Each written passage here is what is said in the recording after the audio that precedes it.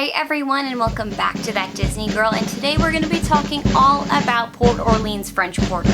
So we'll take a look at the newly refurbished bedrooms here, we'll look at all the amenities, all of the fun things to do, and we're going to start off by taking a look at the history of this hotel because it actually has a really interesting history, one of the most interesting that I've read about, so let's take a look.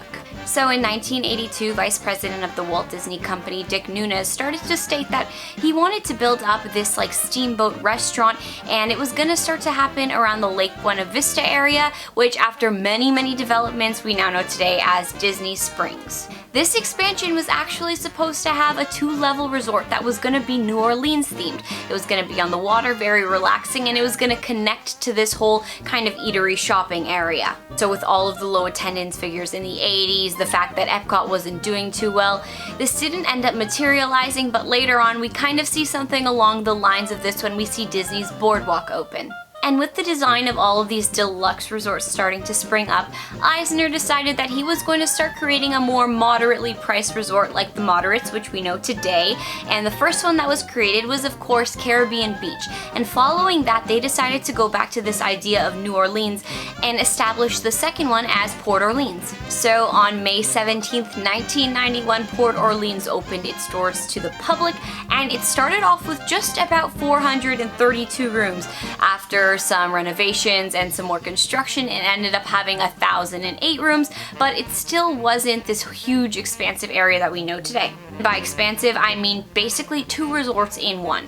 And when I mention 2 different resorts, I'm talking about Port Orleans French Quarter and Port Orleans Riverside. But originally, we didn't have 2 resorts. We had Disney's Dixie's Landing. So this resort was going to be a lot bigger, and it has the same sort of vibe that Riverside was going to have. There was alligator bayous there, and it was all kind of a rustic feeling. This actually ended up opening up in 1992, February 2nd, so not too long after Port Orleans opened up. And the interesting thing about these 2 resorts was that although they were actually fully separate resorts at this time, they were still being run under the same management, which is what we still see today with the 2 different Port Orleans, but this was when they were separate, so that I thought was really interesting to note. And then on March 1st, 2001, we started to see a merger between the 2 resorts, and this started with the road signages changing, and not changing, but more so linking up between the 2 resorts. We were starting to see a lot more cohesiveness and a way that the storyline was starting to flow between the 2 resorts. And slowly enough, all of the Dixie Landings theming was starting to be kind of taken back and removed,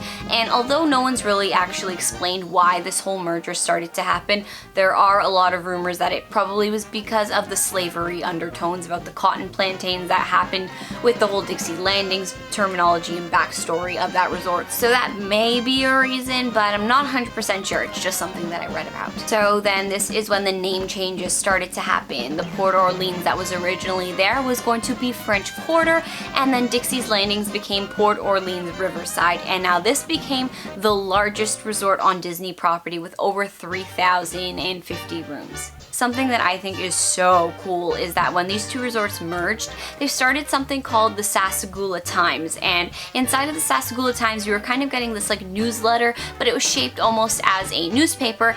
And at the beginning, when they just started this, inside of the newspaper you were going to get backstories, fictionalized backstories on these hotels and all of the people that were in it and all of the stories that they had and how they were created. And if you know anything about my channel, you know that I love all fictionalized Disney backstories, so that's something I will definitely be taking a look at in the future.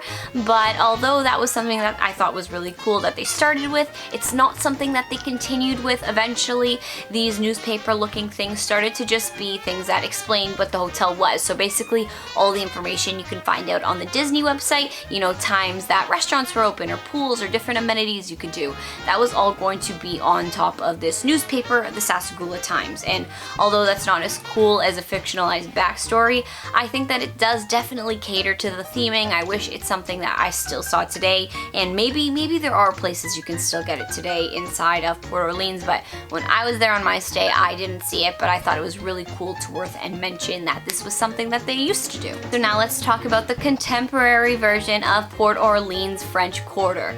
Now, Port Orleans French Quarter is actually one that I'm gonna say is possibly the most popular moderate resort amongst many Disney fans. When I was thinking of which moderate resort to stay at, all of my Disney friends in the Disney community told me to stay at French Quarter. I even did some polls on different Facebook groups, and most people, everyone was voting for me to go to French Quarter, so that is what I did. French Quarter side is gonna be very elegant looking, a little bit more colonial, but it's also gonna be this like larger than life big party festival. It's gonna be like Mardi Gras themed as well. So you have those two worlds kind of merging together, and they also have some beautiful, beautiful lush grounds, and although it is a smaller resort, it's lovely to walk around in, so that's something I would definitely urge you to do. So now let's take a look at the rooms that you can get and then also their general pricing. So there are going to be 3 different views that you can have. So one is going to be your standard view, that's basically going to be parking lot view.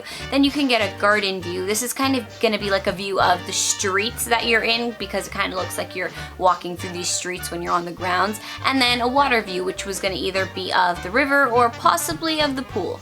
So as of lately, I'm gonna say that I've been seeing prices for this go around $240 to upwards of $300 American. When I stayed, I paid $350 for one night.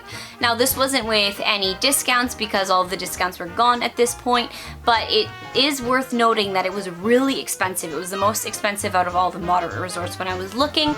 This was during a peak season during the summertime hours, but you know what, it is still pretty highly priced. I was looking at it the other day and I was definitely hitting around $275 for the American pricing. So something to take a look at, but if you can get a deal in there, it might make the pricing a little bit more affordable for a moderate resort. And in case you don't know, it's also worth mentioning that all moderate resorts have a parking price now of $19 a night. Now, of course, I don't know if this is going to go up in the future, but at the moment, that is the premium price you will be paying if you bring a car onto the resort. So let's talk about the entrance of this resort. It's actually really interesting the way that it is all presented. So there's this kind of like outdoor-indoor sort of vibe going on when you enter. There's a fountain inside of almost like a greenhouse solarium sort of vibe.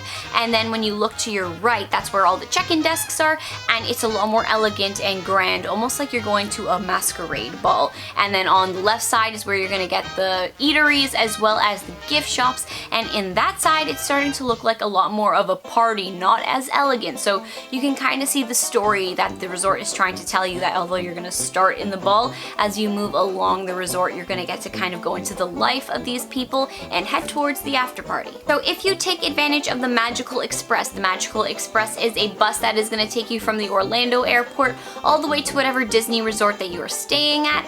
I did this, and when I got there, of course, there were a whole bunch of people checking into the resort. Now, there weren't too many cast members checking people in, and my check-in took about 25 minutes. And I know that if you're from the States, you can get your Magic Band shipped to you. That means that you can do an online check-in and you'll just get a text when your room is ready. But being from Canada, I had to pick up my Magic Band because they won't ship to me. I have to pick it up at the desk, so I might as well just sign in while I'm at the desk as well, because I need to wait the line anyway. And it definitely took me a little bit long, but mind you, the cast members here were fantastic. They were going above and beyond. Even I was listening to them interact with guests ahead of me.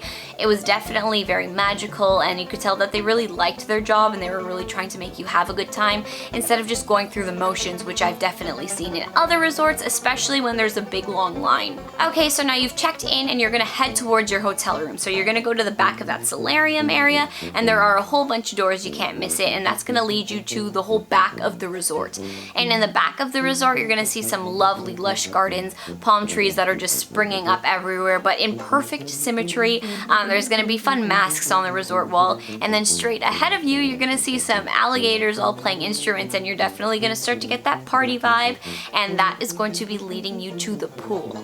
And I like to call this pool the King Triton pool because when you go into it, there is definitely a giant King Triton riding the biggest eel you've ever seen in your life. And this eel actually doubles as a water slide, so if you are a kid or a kid at heart like me, you can definitely take advantage of that and go down it. At this pool, there is a whole lot of theming. You're gonna have all of these shells with alligators still playing their instruments inside. You can totally see this party vibe being continued throughout the resort, especially into this pool area. And right by the pool area, off to the right side, you are gonna see a huge and basically a brand new play area for the children. And there are two different play areas over here. Right in front of the water section, you're just gonna have your regular sort of jungle gym set area, but right behind it is this whole like mini water park area with slides, different things that you could play with that drop water on top of you. It looks like a really super fun place for kids to hang out and play around in, especially for a resort that most people would say are more adult themed. I mean, the resort kind of has a lot of romantic vibes going on, especially throughout those lush gardens. So I think they really found a good way to balance that sort of theming with a very fun atmosphere, and that is definitely seen in the pool area. And if you want a hot tub, originally I thought there wasn't a hot tub here because I went walking around the whole pool twice and I couldn't find one. And the hot tub is actually located just by the pool bar, which is just outside the pool grounds. You're gonna pass it when you're walking into the pool. I think it's just way to the left of it when you're walking in. But let's talk about the insides of your rooms. Now, the room that I was staying in was in Building 2. Building 2 is going to be on the right side of the pool if you are facing it. It's definitely a very close distance to everything inside of the resort. I could get to basically every amenity that the resort had, from the boats to the pool to the lobby to the gift shop to the food, in just about 30 seconds. So that's something that you're not gonna get at many Disney resorts, that close proximity. And I'm speaking that I was close to there, but basically every building on this property is going to be nothing longer than like a 3 or 4 minute walk to the main building, which is a lot shorter than a sprawling Disney resort. So these rooms are newly renovated in 2018, and I think that they're actually pretty nice. It has like a modern vintage vibe going on, and it's definitely a very comfortable stay. When I got in there were Mardi Gras beads on the table, and they were shaped as a hidden Mickey, so I really liked that little touch. And if we take a look at the before picture, we can definitely see that there were a lot of changes made from the way that this hotel originally stood. If we're looking at the headboards, it looks like we've had these ones for a while now, but it does fit the theming, and in the room that I had, it didn't look worn out at all, so it still looked new, although it had a very old school vibe going on.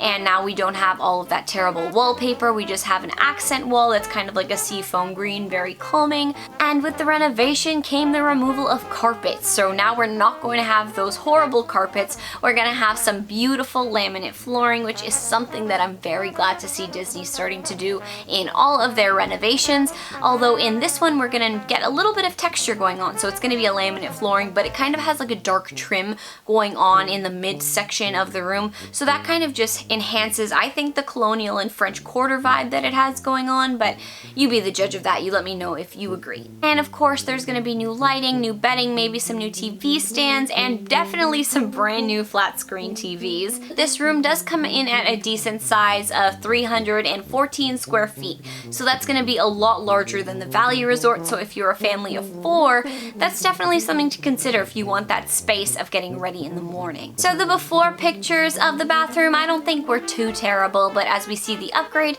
you can see that not too much has changed. We definitely have some new mirrors, a little bit of changes with the sink, but although when you see that sink vanity section, it does look like a beautiful piece of furniture, fits the theming to a T, but it also doesn't have too much storage, so that's something that you might think about if you're staying for an extended amount of time. And you can see that a fresh coat of paint was put up there. There is some more storage in the bathroom. When you look at the side, there's going to be like an open closet, so if you have things to hang up, that's a good section to do it. In that section, you can also get your ironing board. There's going to be a safe there for you if you need it. And if we look to the side, inside of its little own room, you're going to get a tub shower combo with the toilet. Like I just mentioned, it's a cramped sort of spot, and the bathtub shower combo, it's just going to have a curtain, which when you look at the All-Star resorts and the renovations they've done there, they've actually had this like glass door paneling installed, and it makes it look a lot more modern and elegant. And I think that this is something that I wish a lot of the moderate resorts would do, especially since they're on a higher scale. But there was new tiling done. The curtain does look very nice. It definitely doesn't look dated at all. It fits the theming perfectly, and you will feel very comfortable, and you'll have a great time if you stay inside of this bathroom. There are definitely no problems with it. I just think that if you're gonna do the renovation, addition, I'd like to see some maybe added luxury touches that still fit the theming inside of them. The French Quarter side is only going to sleep up to 4 people. If you want to sleep 5 people, you should head on over to the Riverside side. If you have kind of a smaller person, maybe a kid or someone like me who's only 5 feet tall, there's going to be like a little cot pull down section in some of these rooms that will allow you to sleep 5 people, so something to check out if you're a larger group. Let's take a look at transport. I think that the Port Orleans side has a really interesting mode of transport for the fact that there is a bus option and a boat option. So if you want to travel to Disney Springs, you can go along the river boat, and that boat is going to take you right on over there. It's a beautiful ride. It was really something that drew me to staying at the hotel, especially if you're staying for a shorter amount of time and you want to get a quick and easy different experience when you're going to Disney Springs. And like I said, it was a beautiful ride and I really enjoyed doing it. But on the way back, I did have to wait almost 40 minutes to get on top of that boat so I can head back to my resort. So if you're traveling during a peak time, like 10 p.m. from Disney Springs back to your resort, it may not be the best idea to take the boat, but on the way there, if you can get a ride on there, I think it's definitely worth it. And if we look at the bus transportation system here, I think that it does something that a lot of the other moderate resorts wish that it could, and that is the fact that it has one pickup point. If you go to other moderate resorts, it's very sprawling, so the way that they're going to work is that they're going to have multiple bus stops, and one bus is going to have to travel around the entire resort in order to pick up everyone, so you're going to kind of be on that bus for longer than you expected. Sometimes you will not have to deal with that when you're staying at French Quarter. You're only going to have to deal with your bus load. But sometimes it is something that you may have to deal with because the buses sometimes share between the Riverside and the French Quarter side. So if you are going to the parks, it's going to stop at French Quarter, and then you're going to head on over to Riverside and you're going to have to pick up everybody. So you need to allot for that time. If you have fast passes that you're trying to make, it's going to take you a little bit longer to get to the parks. The only good thing about that is that it means that when you are tired and coming home from the parks, you are going to be stopping at French Quarter first, so you will be able to get right off the bus and go right to your bedroom. And when we're looking at food, I think the really interesting thing about the Port Orleans French Quarter side is that there is not a sit-down table restaurant. You're gonna get one if you go on over to Riverside and every other moderate resort, but here you're just gonna get the Sassagoula Floatworks and Food Factory, which is kind of like a food court. It's a little bit of like an elevated food court in comparison to the value resorts, I'd say, maybe with theming and just the way that it looks. But it's gonna be food court food, and I did try a whole bunch of this food and I thought that it ranged. I like breakfast a lot more than lunch and dinner, but the best thing about this food court is that this is where you get your Mickey beignets. Those delicious, delicious Mickey beignets are only gonna be found here at the Sassagoula Floatworks factory. So if you wanna get those, you need to head on over to Port Orleans. It's definitely something that you need to check off your Disney bucket list. There is also Scats Cats Club, and this is right next to Sassagoula Floatworks Factory. It's kind of like a speakeasy sort of vibe, and you're just gonna get your basic pub food here, like flatbread, some wings. And at Scat Cats, you can get some live musicians, and these are going to be playing throughout the evenings from Wednesday to Saturday night. So it's a different form of entertainment that you can check out at your own resort. You can do some paintings here, so they're going to be teaching you how to paint different Disney portraits, and these are going to cost you $35, and they start at 6 o'clock on Wednesday. So if that's something you're interested in, ask the front desk and get yourself an appointment to get this done. Pool bar is called Mardi Gras. I had some drinks here. They're a little bit overpriced, but some definitely really, really good margaritas, and when I say overpriced, they're just Disney pricing. So when you're on vacation, you're basically already used to those inflated prices. And then you can also get pizza delivered to your room for room delivery. So if that's something you're interested in, you don't want to walk anywhere, order some pizza to go. And at the beginning of the video, of course, I mentioned there is a gift shop here. Some things that you can find here are specific resort-related merch, which a lot of people do tend to love, plus your regular Disney merch and things that you might have forgotten at home, from deodorant to Tylenol to maybe a toothbrush. When you're staying at Port Orleans French Quarter, you get to use all of the amenities that this resort has, as well as all of the amenities that Riverside has. So you can explore 2 different resorts for the price of one. You can use both pools. You can go on over to the Riverside side and do some fishing over there. That's something they offer. You can do horse-drawn carriage rides along both of the resorts. So that's something that's really romantic and something that you can use on a special occasion. There is a Mickey Beignet fun run. I believe that happens on Sundays, where basically you're just gonna run a whole bunch and then you're gonna eat some beignets. So it's kind of like you're gonna get fit, but then you're just gonna forget about all of it. I don't know, it's something that seems fun to me, and if you're into beignets and cardio, this is the perfect match. And like most Disney resorts, you're going to get Disney movies under the stars. So if you don't want to have too crazy of a Disney evening, but you still want it to be very Disney inspired and Disney themed, that's something that you can check out with a different movie playing each and every evening. So now it is the big question. Is this resort good? Would I recommend it to anybody else staying here? And my base answer is yes, it's a great resort, and I think that it's one that is very loved. If you like a smaller sort of resort that's going to be very convenient, this is going to be so perfect for you. And if you like a sprawling resort, it's also pretty great because you can head on over to the Riverside part and check out everything there. I discovered when I stayed here that I'm definitely someone who likes sprawling resorts. I like to walk around and explore, so that was a little bit of a negative for me, but I did like that if I needed to get a cup of water, I was 30 seconds away from the food court instead of having to walk 5 to 10 minutes. And in regards to those rooms, I think that it's very conservative looking. If you want to have a very Disney inspired, heavily Disney themed room, I don't think that this is going to be the one for you, but if you're looking for something more elegant and not as Disney in your face, I think it would be perfect. If you do want that Disney in your face room, you can definitely check out the Riverside section. There are princess rooms that are Tiana inspired, but actually all of the princesses inspired. You're going to get fireworks going off on your headboard. There's going to be Aladdin's carpet on the floor. You're going to get to wash your hands under Genie's lamp. So it's definitely one of the most themed rooms you can get on Disney property if you really like that sort of thing, or if you have little ones who like that sort of thing. I think that the reason I'm not giving this an even higher rating was because I had to pay 350 Canadian dollars for my room, and I don't think that it was worth that. We're getting kind of almost closer to deluxe pricings, and I don't think that this is a deluxe level resort. But if you can get this room on a discount or a little bit cheaper, I think that it would definitely be something worthwhile and worth checking out. So Disney's Port Orleans French Quarter is a hotel that I would love to stay at again if I could get a reduced rate for it, because it is probably the most expensive moderate resort that you can get, and at the moment it's not my favorite moderate resort, but it definitely is a place that I would like to check out again and give it another shot. So you let me know down in the comments, have you stayed at Disney's Port Orleans French Quarter, or is this somewhere you're going to be staying on your upcoming vacation? And if you enjoyed this video and everything that you've learned today, make sure that you give the video a nice big thumbs up, and definitely subscribe to the channel, hit that notifications bell so you can see when